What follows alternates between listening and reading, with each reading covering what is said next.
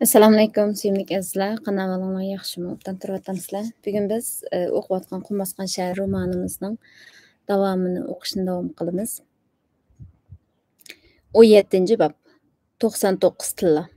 Yantoq oqsoqolning bolalari qog'liq bog'dan qochib chiqqan kuni kechasi shaharning bir bo'lingida dakki-dukki ichida tong atqizdi. Tong yorib, shahar darvozasi ochilishi bilanla ular qandoqdir bir karvonlar to'pi qetilib, shahar darvozasidan omon-eson chiqib oldi. Yenik bir tinishib, orqa keyniga qaramay jidallab yo'l bosdi. Shahar darvozasi oldidagi ularning hayotiga xavf soladigan yasovullar ig'ir oybolta, qilich gurzilarini tutqunicha borgan sari yiroqda qolmoqda edi. Şəhər darvazasından başlap hər tərəfə qarab sozulub ketən çoğ yol ularga erkinlik vədə qılıb yeyilib yatatdı. Səhərnin salqınında quşlar köngülük çuruqlaşatdı. Şəhərdən çıxan yolcular şu yollar bilan hər tərəfə qarab tarqılıb ketətdi. Yəni şu yollar bilan dehqonlar, kasıblar, o'tinchilar shahriga qarab aldirab eqishadi.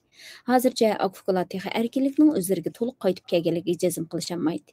Ularning orqasidan qo'g'lab chiqqan lashkarlar helida ularga yetishib kelib, ularni tutib ketishi, eng qattiq jazolar bilan jazolab, qorong'u zindonlarga band qilib o'tishi mumkin edi.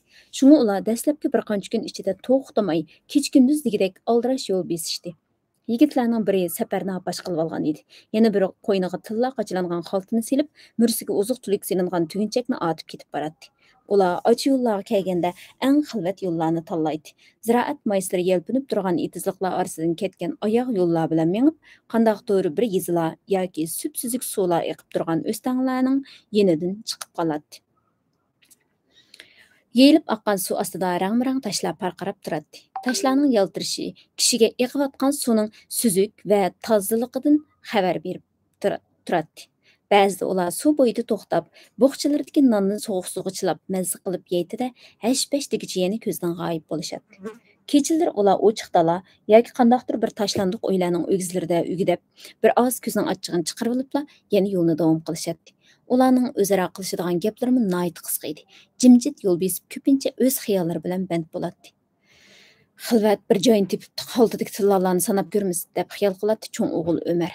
Albatta men cho'ng bo'lgandan keyin tillolardan ko'proq erish haqliqman. Cho'ngning ulushi albatta cho'ng bo'ladi-da. Ondan yurtga berib bir bog'liq qo'ro setib olaman. Bozor ichida gezmal do'kon ochaman. Har qancha taklif qilsam yoki omad kelib qolsa shaharga asla oqsoqol bo'lmayman. Otasining ichilish hayoti Ömerda ana shundoq ta'sir qoldirgan edi. U puhra bo'lib yashashni, puhra bo'lgandimi qandoqdir isliq o'choq yoki o'r bilan bixsib ketgan oshxonada kun o'tkazgan oshpaz, umri ko'sida mukchib o'tib ketadigan mozduz va yoki pishg'irim issiqda qiziq to'mirga bosgan uradigan to'mirchi emas, balki qo'saqni to'qlab chiqib, salqin do'kkonda burtini to'lg'ab, chayni xotirjam ichib o'ltirib sodasini qiladigan savdogar bo'lishni xohlaydi. Tillani akam ikkimiz bab-baravar bölüşüp olamiz, deb o'ylaydi ikkinchi o'g'il Barat. Men yurtga berib katta bir boyning qiziga uylanaman. Boyning qizi chiroyli bo'lmasin mayli. Dadasining puli jiqroq bo'lsa bo'ldi. Keyin qaynatamdan ko'plab miras olaman. Sat qizni xotin qilgandan keyin albatta mirasni ko'proq berish kerak-da. Ondan pullarimning hammasini qo'shib domilatib birini 10, 10ni 100 qilaman. Xotindan yana 2-3 ni 10 olaman. Albatta keyingi xotinlarimni tanlab shaharning eng chiroyli qizlaridan olaman. Har bir xotinimga ayrim bog'liq o'yinlarni qilib beraman. Har kechasi ularning qishidan navbat bilan qo'nib chiqaman. "Aka, biz nega boramiz? Meni nega olib borsizlar?" degandek savollar bilan o'z akalarining xiyollarini pat-pat bo'lib qo'yadi Safar. Senima? Seni o'z shahrimizga ketyapmiz. O'yintib kelamsizlar? U degan o'zimizning jutti. Sen endi shu yerda cho'ng bo'lasan. U yer yiroqmi? Yiroq. Biz seni ko'tarib olib boramiz. Otam qani? Atam heliqi bog'da qoldi. U kelmamdi. Orqamizdan keladi. Safar hammadan baxushal edi. Shu kungacha uni hech kim mundaq uzun ko'tarib o'yintib boqmagan. U jahonning heliq to'tdan bilan qo'rshalgan baqqa qaraganda shuncha kengligiga, yiroqlardagi ufuq siziqiga, quyoshning har kun atiganligi lovuldab cho'g' bo'lib ufuqdan ko'tarilib, yana shunda qip-qizil shafaq ichida g'oyib bo'lganligiga hayron bo'ladi. U issiq qo'llari bilan akalarining bo'ynini chin quchoqlab, hammaga shodlik ichida nazar soladi. Bara-bara anda-sanda uchrab turadigan mahallami tugab, ko'z yetkisiz cho'l yo'llari boshlandi. Bir kuni ular yiroqdan bir uyning qarsini ko'rib, shu tarafga qarab mengishdi. Aslida ularning ko'ygini uy emas, tashlanib qolgan bir ko'ni tugman edi. Akufkalar tugmanga yaqinlab, uning atrofini aylanib ko'rishdi. Tugmanning o'ylari qiysi pakarlab ketgan. Tugman ichini qalin to'r qoplab, Torislarning chirigan yog'ochlari qaradab sangilab qolgan edi. Bu yer kishiga heliqi qadimqi cho'chaklardagi kechalar jilla usluga tushib, karvonlarni yo'ldan ozdiradigan tugmanlarni eslatadi. Tugman orqasidagi ko'na o'stangning bo'yida o'sib turgan yo'g'on bir tup ujmi shoxlarini kang yeyib, atrofiga soy tashlab turadi. Ujmi shoxida qarg'o'ja, qushqashlar churuqlashib, ujmi yeyishmoqda edi. Yerga tushgan yo'g'on oq ujmilar pokiz qum ustida paqirab turadi. Bu hayvatlik ujmi darxining yıldızları ehtimol yerning qat-qatlariga tarqalib, nihoyatimi cho'nqurdan suv ichadigandir. Shunga u bu yerdagi qurg'oqchilik, bo'ron chapqinlarga parvo qilmay, qaysarlik bilan yashnab turgan edi. U bu yerdagi nurg'un ishlarning guvochisi edi. Bu atrof qaysi zamonlarda obod bo'lgan, bu tugmanlarni kimlar yasatgan, bu yerlar qachondan boshlab qumlashib ketgan. Bu eski tugman qancha jin shayton, o'g'ir qaroqchi, musofirlar uchun qo'nalg'i bo'lgan. Bularning hammasini bu ujma ün chiqmay esida saqlaydi. Bugun u yana yangi bir voqeaning shohidi bo'lib qoldi. Bu yerda birdam orom olayli. Mang Sapar, sen berib ujum terib ye, dedi Saparning akalari. Sapar yugurib berib ujmi terib yeyishga boshladi. Saparning akalari bo'qchilarini yana qo'yib, put-qo'llarini sunib atrofga qarashdi. To'rt atrof odamsiz ketgan cheksiz cho'l edi. Bu tugmanning tashlanib ketganiga uzun yillar bo'lgan bo'lsa kerak, tugmanga keladigan suv o'rnining izining tarqatgili bo'lmaydigan bo'lib ketgan edi. Qani xaltini tük, uningda qanchalik dunyo borkin, dedi Barat aksiga. Ömer oldidagi yani püdüvdib, teri xaltining og'zini ichib dum qildi. Tillala ko'zni chaqintib, yenik jaranglash bilan yerga to'kildi. Ohoy, davatda Barat, qara, u ajoyib sap oltindan quyilgan ekan. Albatta, otam bizga nacha narsani saqlamaydi-da, deb tasdiqladi Ömer. Akalarının ajoyib farqaraq bir narsalarni yerga to'kkini ko'rgan Sapar hayron bo'lib yugurgunicha yetib keldi. Uning ko'ziga bu düp-düylak narsalar do'miltib o'ynashga aplik o'yinchoqdek ko'rindi-da, qo'lini sundi. "Hey, bizni elashtirma", deb Sapar qo'lga olgan bir tal tillani tartib oldi Barat. "Qani sanab baqayli, hammasi bo'lib qanchakin?" Ömer tillani sanashga boshladi. Barat butun diqqati bilan akasining qo'liga qarab, umi ichida tang sanab o'tadi. 1, 2, 10, 20, 40, 50, 99. Akufga bir-biriga ün chiqmay qarab qo'yishdi-da, tillalarni yana har qaysi o'z oldiga sanab beqishdi. Tilla jami 99 dan edi. "Nemishqa 99 bo'ladi?" deb hayron bo'ldi Barat. "U nima deganing?" "Nima deganim bo'ladi? Nemishqa 99 bo'lib qoldi deyapman." "Shu 99 bo'lgandan keyin 99 bo'lmamdi?" "Yo'q", deb beshin chayqadi Barat. "Amsa seningcha qancha bo'lsa bo'ladi? Albatta 100 bo'lish kerak-da." Ular tilla sağın xaltını örüp, qiqib, içini örüp qarab beqishdi. Bir hatta tilla atrofga dumlab ketib qoldimikin deb to'rt atrofga qarashdi. Oxirida tillani yana boshqadan sanashdi. Tilla yana 99 edi. "Demadim mana, tilla 99 turmamdi." "Yo'q, 100 bo'lish kerak", deydi Barat o'z so'zini takrorlab. "Nimishqa?" deb so'radi Ömer tirik. "Bizga otam hargiz bir kam 100 tillani miras qilib qoldirmaydi.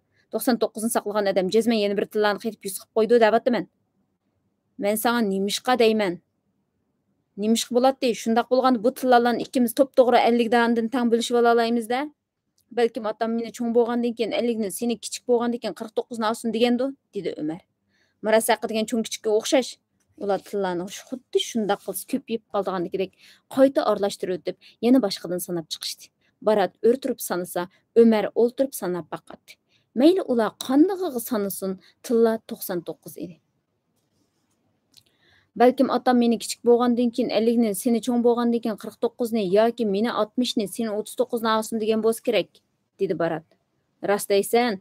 Ha, otam seni tillarning hammasini, meni quruq xaltini olsin degan bo'lishi mumkin, deb ochiq ta'na qildi Ömer.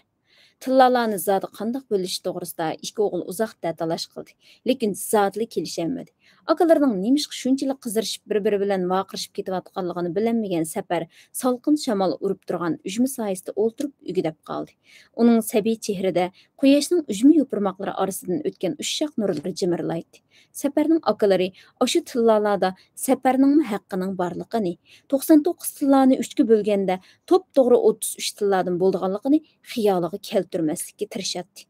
Her ikkisi ko'nglida bu haqda o'ylangan bo'lsa-mu, bu gapni og'zidan chiqarishga fitlanmay, ha deb o'zlarining talash tortishiga tushib ketadi. Ularning nazarida Sapar o'z haqqiga ega bo'lishga tegishli bo'lmagan bir go'dak edi. Shundaq bo'lsa-mu, oxirida cho'ng o'g'il Ömer qiynalib turib Sapar haqida eskartdi. Rost, Saparchu, uning oz to'laqini bo'lib qo'yishimiz kerak-ku. He, o tek kichik tursa, tillalarni nima qiladi? Kichik bo'lsa cho'ng bo'lmamdi? Uni kim beqib cho'ng qiladi? Albatta ikkimiz. Hapballi. Ikkimiz beqib cho'ng qiladigan bo'lgandikan, tillarni ikkimiz tang bo'lishib olsak bo'ladi-ku. Bo'lmaydi. Uning o'z o'lishini ayirib ilib qo'yib, safar cho'ng bo'lib aqlini topganda mana mavu otangdan sang tekkan miras deb chiroyli qo'liq topshirganimiz durust. Undaq bo'lsa, dedi Barat. Safarning o'lishini man qetib, safarni men o'zim beqib cho'ng qilaman. Bu gapcha sen 66 tilla olasan, men ara 30 ni olam deman. Shundaq bo'ladi-da. Bo'lmaydi. Sen uning haqqini hajlab qo'ysan. Cho'ng bo'lgandan keyin uni men o'zim beqib tarbiyalayman. Shundaq qil. Ukimizni beqib oldigan savobni sen o'tinay, ammo oltinni tang bo'lishimiz. Pah, nima degan ustadlik bu, ha? Sen baqsang o'lishni o'zingga qetib boqqodeksan. Men baqsam hech nima olmoqdekman. Undaq safarning haqqini aytib ketadi. Men 66 tilla olaman. Sen sana 33 qoladi. Pah, senchu, sen uni baqaman deb qo'yib, uning haqqini hajlab olmamdi ekansan. Undaq bo'lsa-chu, bundaq qilayli. Tillalarni tang 3ga bo'lib, safarning haqqini ayirib ilib qo'yayli. Yurtqa yetib borganda tillarni xolis bir mo'ysipitning qo'liga tutqizayli. Safar cho'ng bo'lganda shu kishining qo'lidan o'z haqqini topshirib olsin. Endi u boshqa gaping yo'qdi. Akuka har ikkilisi jimib ketdi. Safar hech nimadan bexabar tatliq uxlamoqda edi. Agar bu kichkina balag'ama oltinlarning 3dan 1 qismini beriladigan ish bo'lsa, Umarning ochmoqchi bo'lgan gazmal do'konlariga ta'sir etadi. Baratning olmoqchi bo'lgan xotinlarining soni kamlab ketadi. Biz nima deb safarga bir o'lish haq bergudekmiz? U degan boshqa bir xotinning bolasi tursa, dedi Barat. Bosh xotindan bo'lgan bo'lsa-mu, yana otamning pushti u. Uning ustiga safarning onasi bizni jafoimizni tatib beqib cho'ng qilgan tursa. Biz uni yelkimizga mindirib, qog'liq bog'dan qutuldirib chiqdik. Cho'ng bo'lganda u bizga rahmat esi bo'ladi. Shuning o'zi yetarlik, deb akasining gapini bo'lavatdi Barat. U yana uzoqqa jimib qolishdi. Ular yana uzoqqa jimib qolishdi. Safar to'g'risidagi xiyollar bilan bo'lib ketib, ular 99 tillarning jidilini birdamlikka unutdi. 99 tillarning bir kam bo'lishi ancha cho'ng gap emas. Qadimgi hikoyalarda aytilgandek 99 ni bergan Xudoyim albatta yana birini berdi. Ammo buni uxlayotgan safarning tillarning naq 3dan 1ni ekitishi cho'ng xavf edi. Uning ustiga ular bu kichik balani qachongacha yelkasiga mindirib ko'tarib yurdi. Umar bilan Barat o'ylagan sir safarning o'zlari uchun o'shiqcha yuk ekanligini his qilishdi. Oltin degan bu seriq nejis o'zining yaltirashlari bilan ularning aqlini bulg'ab, vijdonini xiralashtirmoqda edi.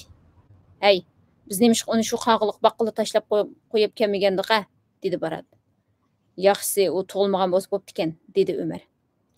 Elim bo'lsa-chu, uni tashlab qochayli, dedi Barat ichqarilik bilan. Mushu cho'l jazirigami? Shundaq, mushu yerga qo'yib ketayli. Qara, u ishni men to'ymay tatliq uxlayotdi. Bu gapingni to'g'rida qiladi, deb qo'shildi Umar. Agar Xudo uning umrini uzun qilgan bo'lsa, mushu yerdan bir sabab bilan o'sib cho'ng bo'laverdi. Mubada uning umri qisqa yaralgan bo'lsa, biz ko'tirib yurganimiz bilan baribir o'lib qoladi. Ular qilmoqchi bo'lgan jinoyat uchun o'z vijdonini aldaydigan o'shundoq bir patvani to'qib chiqishdida chechilib yotgan tillarni yig'ib, ter xaltiga qayta selib, ujmi tuvidan putining uchida mengib yiroqlab ketishdi. Bu bab mishada tugidi. Bizniki umumyuzlik shunday bir ish bor. Elaqam.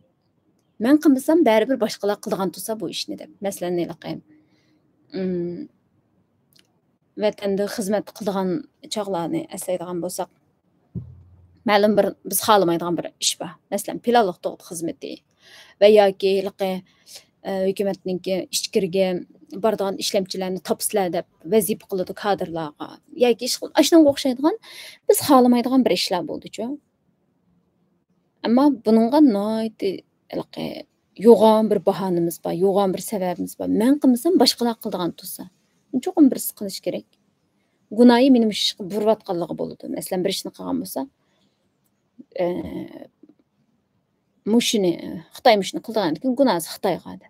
Xitoyning zaten gunoyi shu.